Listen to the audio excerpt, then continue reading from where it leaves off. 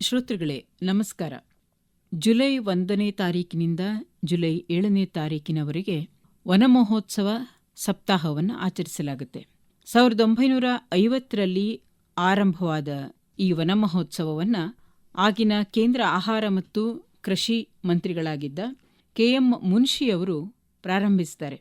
ಉತ್ತಮ ನಾಳೆಗಳಿಗಾಗಿ ನಾವು ಇವತ್ತು ಒಂದು ಗಿಡವನ್ನು ನೆಡೋಣ ಅಂತ ಆರಂಭವಾದ ವನಮಹೋತ್ಸವ ಇಂದಿಗೂ ಕೂಡ ಮುಂದುವರಿತಾ ಇದೆ.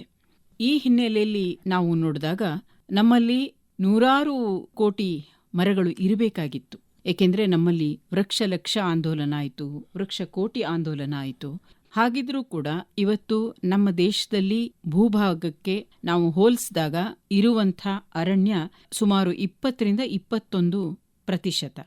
ಒಂದು ದೇಶದ ಅಭಿವೃದ್ಧಿಗೆ ಪೂರಕವಾಗಿ ಬೇಕಾದಂಥ ಅರಣ್ಯ 33% ಅಂತ ನಾವು ಹೇಳ್ತೀವಿ. ಹಾಗಾದ್ರೆ ಇಷ್ಟು ಕಡಿಮೆ ಅರಣ್ಯ ಪ್ರದೇಶ ಹೇಗಾಯ್ತು ನಮ್ಮ ದೇಶದಲ್ಲಿ? ಮತ್ತೆ ಪ್ರತಿ ವರ್ಷ ನಾವು ಇಷ್ಟೊಂದು ಗಿಡಗಳನ್ನು ನೆಡ್ತಾ ಇದ್ರೂ ಯಾಕೆ ಕಾಡು ಹೆಚ್ಚಾಗ್ತಾ ಇಲ್ಲ? ಇದೇ ಪರಿಸ್ಥಿತಿ ಇದ್ರೆ ನಮ್ಮ ಪರಿಸರ ಸಾಕಷ್ಟು ತೊಂದರೆಗಳನ್ನು ಅನುಭವಿಸಬಹುದು. ಈಗಾಗಲೇ ನಾವು ಈ ವರ್ಷ ಅತೀವವಾದ ಬೇಸಿಗೆಯನ್ನ ಭಾರತದಾದ್ಯಂತ ಬೇರೆ ಬೇರೆ ರಾಜ್ಯಗಳಲ್ಲಿ ನೋಡಿದ್ದೀವಿ. ಬೆಂಗಳೂರಿನ ಸುನಿಲ್ ಆಚಾರ್ ಅವರು ಕಳೆದ ಒಂದು 5-6 ವರ್ಷಗಳಿಂದ ನಗರ ಅರಣ್ಯೀಕರಣ ಅಂದರೆ ಅರ್ಬನ್ ಫಾರೆಸ್ಟ್ರಿ ಅನ್ನುವಂಥ ಒಂದು ಉದ್ದೇಶವನ್ನು ಇಟ್ಟುಕೊಂಡು ಬೆಂಗಳೂರು ನಗರದ ಸುತ್ತಮುತ್ತಲೂ ಅರಣ್ಯವನ್ನ ಬೆಳೆಸುವಂಥ ಕೆಲಸವನ್ನ ಮಾಡ್ತಾ ಇದ್ದಾರೆ. ನಮಸ್ಕಾರ ಸುನಿಲ್ ಆಚಾರ್ ಅವರೇ. ನಮಸ್ಕಾರ ಮೇಡಮ್. ಈ ಅರ್ಬನ್ ಫಾರೆಸ್ಟ್ರಿ ಅಥವಾ ನಗರ ಅರಣ್ಯೀಕರಣ ಅನ್ನುವಂಥದ್ದೇ ಬಹಳ ಅನುಮಾನ ಹುಟ್ಟಿಸುವಂಥದ್ದು. ಈ ಬೆಂಗಳೂರಿನಂತಹ ನಗರದಲ್ಲಿ ನೀವು ಈ ಕೆಲಸ ಮಾಡ್ತಾ ಇದ್ದೀರಾ. ಜಾಗ ಎಲ್ಲಿದೆ ಗಿಡ ಹಾಕ್ಲಿಕ್ಕೆ? ಅಥವಾ ಗಿಡ ನೆಟ್ಟು ಅದು ಮರ ಆಗೋ ತನಕ ಅದು ಉಳಿಯುತ್ತಾ ಅಲ್ಲಿ? ಅದನ್ನು ಉಳಿಸ್ತಾರ ಜನ? ಈ ರಸ್ತೆಗಳನ್ನ ಅಗಲ ಮಾಡೋದಾಗ್ಲಿ, ಅಭಿವೃದ್ಧಿಯ ಹಿನ್ನೆಲೆಯಲ್ಲಿ ಅಭಿವೃದ್ಧಿಯ ನೆಪದಲ್ಲಿ ಎಷ್ಟೊಂದು ಮರಗಳನ್ನ ಕಡಿತಾ ಇರ್ತೀವಿ ಪ್ರತಿ ವರ್ಷ. ಹಾಗಿರುವಾಗ ಈ ನಗರ ಅರಣ್ಯೀಕರಣ ಅನ್ನೋದ್ರ ಬಗ್ಗೆ ನೀವು ಆಸಕ್ತಿ ತೋರಿಸಿದ್ದು ಹೇಗೆ? ನಾವು ಈ ಪ್ರಾಜೆಕ್ಟ್ ಯಾವಾಗ ತಗೊಂಡಿದ್ದು ಅಂದರೆ, ನಾವು ಈ ನಗರದಲ್ಲಿ ಸುಮಾರು ಕಡೆ ನೋಡಿದ್ರೆ ಜಾಸ್ತಿ ಬರೀ ಕಾಂಕ್ರೀಟ್ ಜಂಗಲ್ ಆಗ್ತಾ ಇದೆ. ಬೆಂಗಳೂರು ಜಯನಗರ ಆ ಕಡೆ ಹೋದರೆ ರೋಡ್ಗಳು ದೊಡ್ಡದಿರುತ್ತೆ, ಮರಗಳಿರುತ್ತೆ. ಅದೇ ನಾವು ಸ್ವಲ್ಪ ಈಗ ವೈಟ್ ಫೀಲ್ಡ್ ಇರ್ಬೋದು, ಇಲ್ಲ HSR ಲೇಔಟ್ ಆ ಕಡೆಲ್ಲ ಬಂದರೆ ತುಂಬ ಚಿಕ್ಕ ಚಿಕ್ಕ ರೋಡ್ಗಳು ಮತ್ತು ಮರಗಳಿಲ್ಲ. ಎಲ್ಲರೂ ಏನು ಮಾಡ್ತಾರೆ, 60-40 ಮನೆ ಇದ್ರೂ ಫುಲ್ ಕಂಪ್ಲೀಟಾಗಿ ಕಟ್ತಾರೆ. ಒಂದು ಮರ ಹಾಕೋಕ್ಕೂ ಜಾಗ ಬಿಡಲ್ಲ, ಮತ್ತು ಅವ್ರ ಮನೆ ಮುಂದೆ ಹಾಕೋಕ್ಕೂ ಆಗಲ್ಲ. ಸುಮಾರು ರೋಡ್ಗಳು ಹೋಗಬೇಕಾದ್ರೆ ನೋಡಿದ್ರಿ ಇಲ್ಲಿ ಎಲ್ಲೂ ನಿಂತ್ಕೊಳ್ಳೋಕ್ಕೂ ಜಾಗ ಇಲ್ಲ, ಶೇಡ್ ಇಲ್ಲ, ಮರಗಳಿಲ್ಲ. ಸೊ ಆಮೇಲೆ ನಾವು ಫಾರೆಸ್ಟ್ ಡಿಪಾರ್ಟ್ಮೆಂಟಲ್ಲಿ ಕೇಳಿದ್ರಿ, ಇಲ್ಲ ದೊಡ್ಡ ದೊಡ್ಡ ಮರಗಳು, ರೈನ್ ಟ್ರೀ ಎಲ್ಲ ಹಾಕೋಕ್ಕಾಗಲ್ಲ, ಇವಾಗ ಚಿಕ್ಕ ಚಿಕ್ಕ ಮರಗಳು ಹಾಕಬೇಕು ಅಂದರು. ಸುಮಾರು ಚಾಲೆಂಜಸ್ ಇತ್ತು. ಒಂದು ಸ್ವಲ್ಪ ಸ್ಟಾರ್ಟ್ ಮಾಡಿದ್ವಿ ಪ್ಲಾಂಟೇಷನ್ನು. ಜನ ಇಲ್ಲ ಬೇಡ, ಇಲ್ಲಿ ಹಾಕಬೇಡಿ, ನಮಗೆ ಪಾರ್ಕಿಂಗ್ ಜಾಗ ಬೇಕು, ಇಲ್ಲಿ ಬೇಡ, ನಮಗೆ ಟ್ರಾನ್ಸ್ಫಾರ್ಮರ್ ಬರುತ್ತೆ, ಇಲ್ಲಿ ಬೇಡ ಹಾಕಬೇಡಿ, ಇಲ್ಲಿ ನಮ್ಮದು ಅಂಗಡಿ ಕಾಣಿಸಲ್ಲ, ಇಲ್ಲಿ ಬೇಡ. ಸೊ ಪ್ರತಿಯೊಬ್ಬರಿಗೂ ಒಂದು ರಿಕ್ವೈರ್ಮೆಂಟ್ಸ್ ಇರುತ್ತೆ. ಬಟ್ ಸೊ ಇದನ್ನು ಯಾರೂ ಮಾಡ್ತಿಲ್ಲ. ಸೊ ನಾವೇನು ಮಾಡಿದ್ರಿ, ಇದನ್ನು ಸ್ಟಾರ್ಟ್ ಮಾಡಲೇಬೇಕು. ಈಗ ನಾವು ಒಂದೊಂದು ರೋಡ್ಗಳು ನೋಡಿದ್ವಿ, ಆ ರೋಡ್ನ ಸರ್ವೆ ಮಾಡ್ತೀರಿ. ಸರ್ವೆ ಮಾಡ್ಬಿಟ್ಟು 10 ಅಡಿಯಿಂದ 15 ಅಡಿಗೆ ಒಂದು ಮರ ಇರಬೇಕು. ಅದು ದೊಡ್ಡದೋ ಚಿಕ್ಕದೋ ಇರಬೇಕು. ಬಟ್ ಎಲ್ಲೂ ಇಲ್ಲ. 1 ಕಿಲೋಮೀಟ್ರ್ ದೂರ ಹೋದ್ರೂ ಒಂದು ಮರ ಇರಲ್ಲ, 1-2 ಆ ಕಡೆ ಈ ಕಡೆ ಇರುತ್ತೆ ಅಷ್ಟೇ. ಸೊ ಇದನ್ನ ಚಾಲೆಂಜಾಗಿ ತೊಗೊಂಡು ನಾವು BBMP ಹತ್ರ ಮಾತಾಡಿ, ನಾವು ಮಾಡ್ತೀರಿ ಸರ್ ಅಂತ, ನಮ್ಮ ಸಂಸ್ಥೆಯಿಂದ ಮಾಡ್ತೀರಿ ಅಂತ ಸ್ಟಾರ್ಟ್ ಮಾಡಿದ್ರಿ. ಅವರು ಹೇಳಿದ್ರು ತುಂಬ ಕಷ್ಟ ಪ್ರಾಜೆಕ್ಟು, ಮಾಡಿ ನೋಡೋಣ ಅಂತ. ಸೊ ಸ್ಟಾರ್ಟ್ ಮಾಡಿದಾಗ ನಮಗೆ ತುಂಬ ಚಾಲೆಂಜಸ್ ಇತ್ತು. ಫುಟ್ಪಾತ್ ಚಿಕ್ಕದಿರುತ್ತೆ, ರೋಡ್ ಅಗಿಬೇಕಾದ್ರೆ ಒಂದು ಆಸ್ಫಾಲ್ಟು ಟಾರ್ ಅನ್ನೋದೇ ನಮಗೆ 1 ಅಡಿ ಸಿಗುತ್ತೆ. ಸೊ ನಮ್ಮ ಲೇಬರರ್ಸ್ ಅಗಬೇಕಾದ್ರೆ ಮೊನ್ನೆ ಸಿಗ್ತಿಲ್ಲ ಅಂತಿದ್ರು. ಯಾಕಂದರೆ ಅಷ್ಟು ವರ್ಷ ಬರೀ ರೋಡ್ ಹಾಕ್ಕೊಂಡೇ ಬಂದಿದ್ದಾರೆ, ಎಲ್ಲೂ ಮರಕ್ಕೆ ಪ್ಲ್ಯಾನೇ ಮಾಡಿಲ್ಲ. ಅದೇ ನೀವು ಪ್ಲ್ಯಾನ್ಡ್ ಲೇಔಟ್ಸ್ ಇರುತ್ತೆ ನೋಡಿ, ಅಲ್ಲಿ ಮರಕ್ಕೆಲ್ಲ ಜಾಗ ಬಿಟ್ಟಿದ್ರು ಮೊದಲು, ಇವಾಗ ಅದನ್ನೂ ಇಲ್ಲ. ಎಲ್ಲ ರೋಡ್ ದೊಡ್ಡದು ಮಾಡೋಕ್ಕಂತ ಕವರ್ ಮಾಡ್ತಾ ಇದ್ದಾರೆ. ಸೊ ನಾವೇನು ಮಾಡ್ತಾ ಅದನ್ನು ಸ್ಟಾರ್ಟ್ ಮಾಡಿ ಚಿಕ್ಕ ಚಿಕ್ಕ ರೋಡ್ಗಳಲ್ಲೇ ಸರ್ವೆ ಮಾಡಿ ಜನರ ಹತ್ರ ಮಾತಾಡ್ತೀರಿ. ನೋಡಿ ಈ ರೋಡಲ್ಲಿ ಮರನೇ ಇಲ್ಲ, ಸೊ ನಿಮ್ಗೆ ಗಾಳಿನೂ ಇಲ್ಲ. ಸೊ ನಾವೇನು ಮಾಡ್ತೀರಿ, ಅವ್ರ ಹತ್ರ ಮಾತಾಡಿ ಚಿಕ್ಕ ಚಿಕ್ಕ ಮರಗಳು ಹಾಕ್ತೀರಿ. ಪಾರಿಜಾತ ಮರ ಇರ್ಬೋದು, ಅಶೋಕ ಮರ ಇರ್ಬೋದು, ಇಲ್ಲ ಸಣ್ಣದು ಹೊಂಗಿಲ್ಲ ಬೇವು. ಸುಮಾರು ಜನ ಬೇವು ಕೇಳ್ತಾರೆ. ಸೊ ಅದನ್ನು ಮೇಂಟೈನ್ ಮಾಡೋಕ್ಕೆ ಟ್ರೀ ಗಾರ್ಡ್ಸ್ ಸಪ್ಲೈ ಮಾಡ್ತೀರಿ. ಸೊ ಆ ಪ್ರಾಜೆಕ್ಟ್ಸ್ ಎಲ್ಲ ಸ್ಟಾರ್ಟ್ ಮಾಡಿ ಅಲ್ಲಿ ಮಾಡಿ ಸುಮಾರು ಒಂದು 500-600 ಟ್ರೀಗಳನ್ನ ನೆಟ್ಕೊಂಡು ಬಂದಿದ್ದೀರಿ. ಅಟ್ಲೀಸ್ಟ್ 800 ಮೇಲೆ ಆಗಿದೆ. ಅದ್ರಲ್ಲಿ ಸರ್ವೈವಲ್ ರೇಟ್ ಇದುವರೆಗೂ ಒಂದು 600+ ಇದೆ.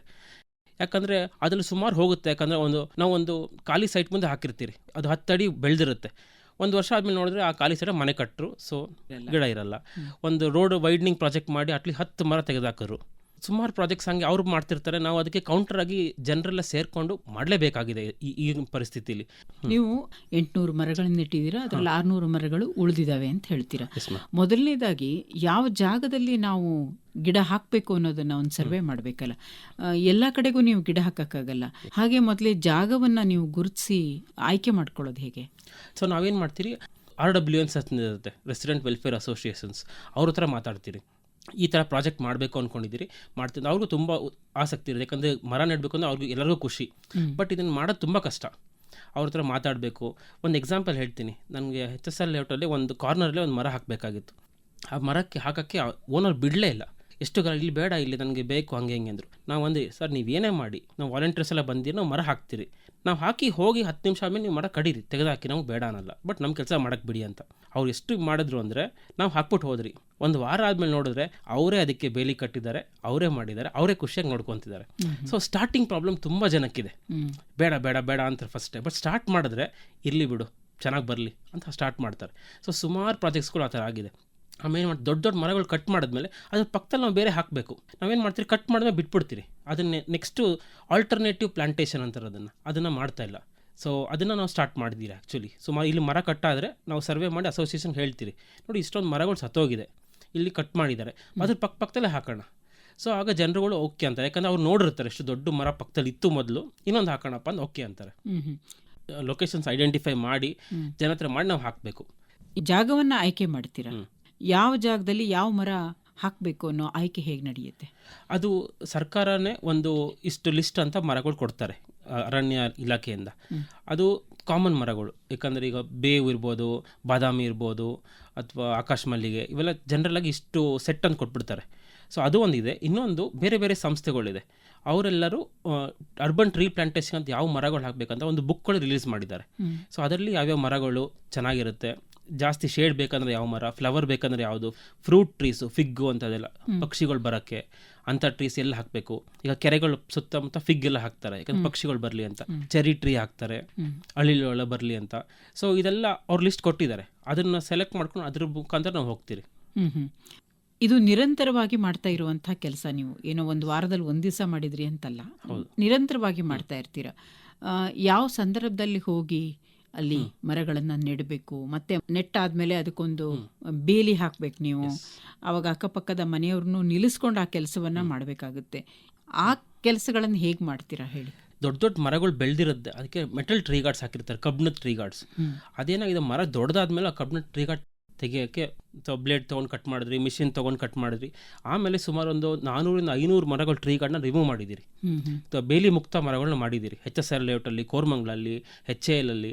ಸೊ ಅದೆಲ್ಲ ಏನು ಮಾಡ್ತೀರಿ, ಅದನ್ನು ತೆಗೆದ್ಮೇಲೆ ನಾವು ಅದನ್ನು ಮತ್ತೆ ಮರುಬಳಕೆ ಮಾಡ್ತೀರಿ. ಸೊ ಮತ್ತೆ ಅದನ್ನು ವೆಲ್ಡ್ ಮಾಡಿ ಮತ್ತೆ ಇನ್ನೊಂದು ಸಸಿಗೆ ಯೂಸ್ ಮಾಡ್ತೀರಿ. ಸೊ ಆ ಥರ ನಾವು ಸುಮಾರು ಮಾಡಿದ್ದೀರಿ. ಇವಾಗಲೂ ಒಂದು 80-90 ಟ್ರೀ ಗಾರ್ಡ್ಸ್ ರೆಡಿ ಇದೆ. ಸೊ ಈಗ ಮಳೆಗಾಲ ಸ್ಟಾರ್ಟ್ ಆಗ್ತಿದೆ, ಸೊ ಇವಾಗ ನೆಕ್ಸ್ಟ್ ಪ್ಲಾಂಟೇಷನ್ಗೆ ರೆಡಿ ಮಾಡ್ಕೊತಾ ಇದ್ದೀರಿ. ಸೊ ನೆಕ್ಸ್ಟ್ ಅದನ್ನು ಸ್ಟಾರ್ಟ್ ಮಾಡ್ತೀರಿ ಈಗ. ಸೊ ಆ ಥರ ಈಗ ನಾವು ಲಾಸ್ಟ್ ಟೈಮು ಮಾಡಿದ್ದು 4-5 ವರ್ಷ ಮುಂಚೆ ಹಾಕಿದ ಮರಗಳು ದೊಡ್ಡದಾಗಿದೆ. ಆ ಟ್ರೀ ಗಾರ್ಡ್ನ ನಾವೇ ಮತ್ತೆ ಕಟ್ ಮಾಡಿ, ಈಗ ಮರಗಳು ನಮಗೆ ಗೊತ್ತು. ಸೊ ಅಸೋಸಿಯೇಷನ್ಸ್ ಹೊರಗೆ ನೋಡ್ತಾರೆ, ನಾವೇ ಹಾಕಿದ್ದು ಮರಗಳಿದು 80 ಇವಾಗ ಎಷ್ಟು ಚೆನ್ನಾಗಿದೆ, ಮತ್ತೆ ತೆಗೆದು ಮತ್ತೆ ಈ ನೆಕ್ಸ್ಟು ಪ್ರಾಜೆಕ್ಟ್ ಸ್ಟಾರ್ಟ್ ಮಾಡ್ತೀರಿ. ಹಂಗೆ ಈಗ ಕೆಲವು ಮರಗಳು ಏನಾಗುತ್ತೆ, ಆಳದಲ್ಲಿ ಬೇರು ಹೋಗಿ ಮನೆಯ ಕಾಂಪೌಂಡಿಗೆ ಅಥವಾ ಮನೆಗಳಿಗೆ, ಮನೆಯ ಫೌಂಡೇಶನ್ಗೆ ತೊಂದರೆ ಆಗುತ್ತೆ ಅಂತ ಜನ ಸಾಮಾನ್ಯವಾಗಿ ತೆಗೆಯುವಂಥ ಒಂದು ಆರೋಪ ಇದು.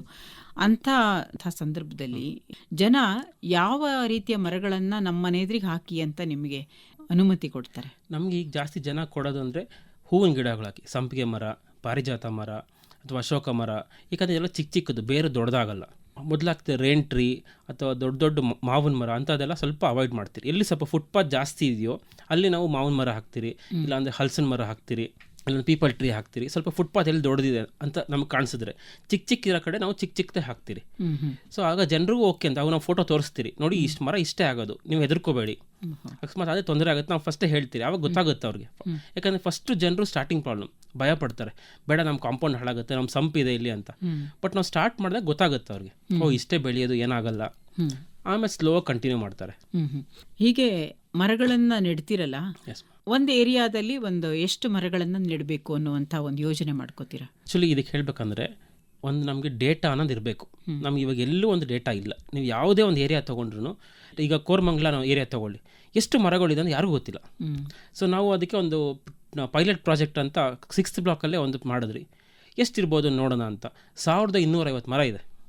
ಅದರಲ್ಲಿ ಚಿಕ್ಕ ಮರ, ದೊಡ್ಡ ಮರ, ಒಣಗೋಗಿರೋ ಮರ ಕಟ್ ಮಾಡಬೇಕಾಗಿರೋದು, ಮತ್ತು ಬೆಂಡ್ ಆಗಿರೋದು, ಡೇಂಜರ್ ಆಗಿರೋದು, ಇದೆಲ್ಲ ರಿಪೋರ್ಟ್ ಮಾಡಿ ಕೊಟ್ರಿ. 1200 ಮರದಲ್ಲಿ ನಾವು ಎಷ್ಟು ಹಾಕ್ಬೋದು, ಇನ್ನೂ ಎಷ್ಟು ಆಪರ್ಚುನಿಟಿ ಇದೆ, ಬಟ್ ಎಷ್ಟು ಹೋಗುತ್ತೆ, ಇನ್ನೂ 2 ವರ್ಷದಲ್ಲಿ ಎಷ್ಟು ಹೋಗುತ್ತೆ, ಯಾಕಂದ್ರೆ ದೊಡ್ಡದಿರ್ಬೋದು, ಇಲ್ಲ ಒಣಗೋಗಿರ್ಬೋದು, ಇದೆಲ್ಲ ನಮ್ಗೆ ಐಡಿಯಾ ಇದ್ದಾಗ ನಮ್ಗೆ ಇನ್ನೂ ಗೊತ್ತಾಗುತ್ತೆ.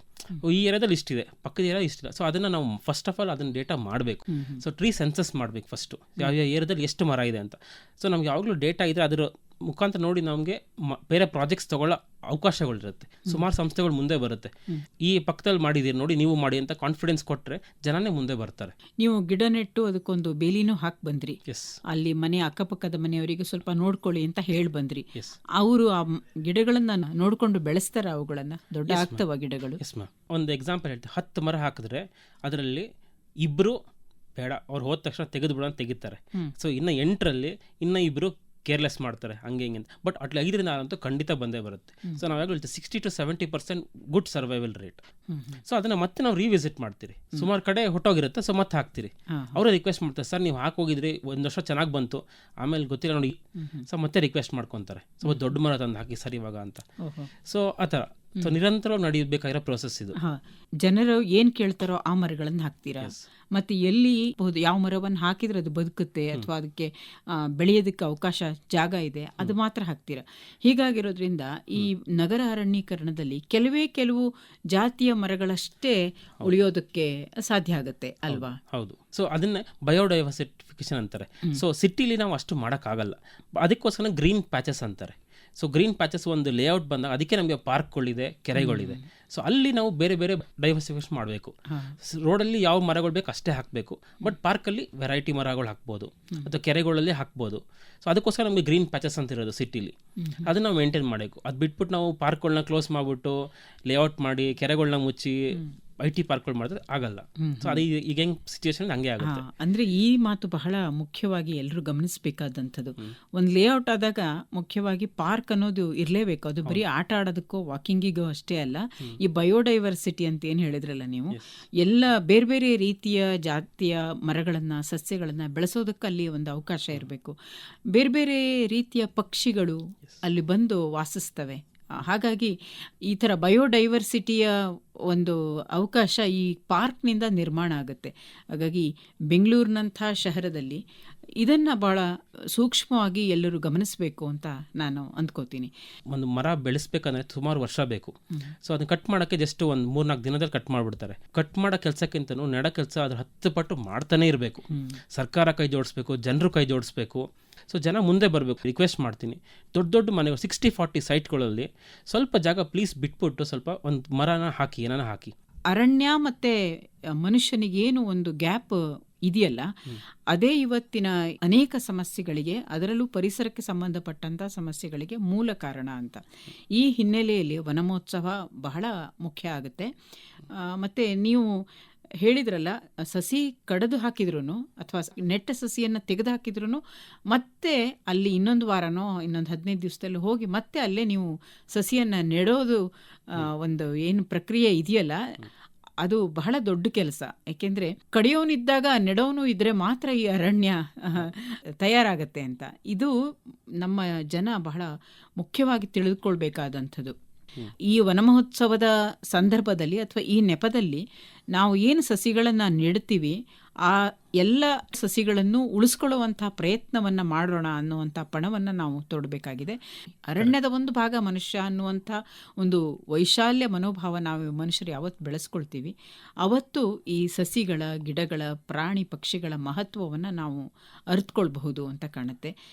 ನಿಮ್ಮೊಂದಿಗೆ ಮಾತನಾಡ್ತಾ ಈ ನಗರದ ಮಧ್ಯದಲ್ಲಿ ಒಂದು ಅರಣ್ಯವನ್ನು, ನಮ್ಮ ಮನೆಯ ಸುತ್ತಮುತ್ತಲೂ ಹೇಗೆ ಒಂದು ಪುಟ್ಟ ಅರಣ್ಯದ ಮಾದರಿಯಲ್ಲಿ ನಮ್ಮ ಲೇಔಟ್ಗಳನ್ನು ನಾವು ಮಾಡ್ಕೊಳ್ಬಹುದು ಅಂತ ಬಹಳ ಒಳ್ಳೆಯ ಮಾತನ್ನು ಹೇಳಿದ್ರಿ.